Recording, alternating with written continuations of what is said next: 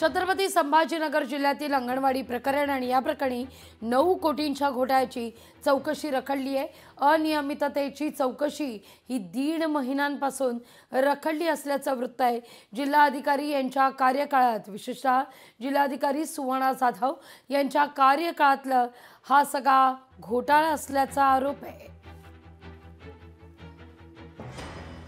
अधिक माहिती घेतो आपले प्रतिनिधी सचिन बडे यांच्याकडून। सचिन, काय नेमकं हे सगळं प्रकरण आहे? लागवीजी ग्रामीण भागातील विद्यार्थ्यांना आणि लहान लेकरांना शिशूंना एक लाभ मिळावा यासाठी अंगणवाडी ही खूप मोठी कार्य बजावत असते। मात्र एक प्रमुख आता एक लक्षवेधी जर पाहिलं गेलं तर छत्रपती संभाजीनगर जिल्ह्यातील अंगणवाडीतील 9 कोटी रुपयांच्या घोटाळ्याची चौकशी रखडलेली आहे।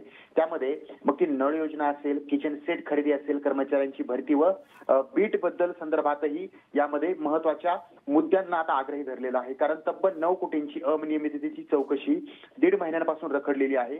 त्या चौकशीसाठी समिती देखील स्थापन करण्यात आली, मात्र त्यानंतर पुढच्या मोठ्या त्या हालचाली ज्या व्हायला पाहिजे त्या झालेल्या नाहीयेत। त्यामुळे तब्बल लहान लेकरांचे या ठिकाणी 9 कोटी रुपयांचे जर घोटाळे होत असतील तर नक्कीच ही निंदनीय बाब आहे आणि याकडे लक्ष देणं गरजेचं आहे आणि संबंधित जे दोषी आहेत त्यांच्यावर कारवाई देखील व्हायला पाहिजे।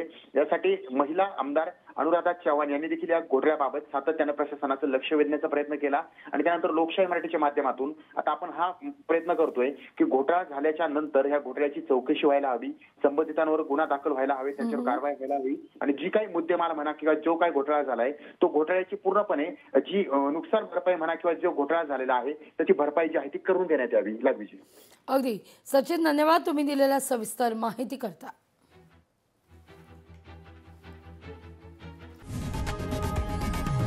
लोकशाही मराठी ऐका, पहा, जागरूक रहा।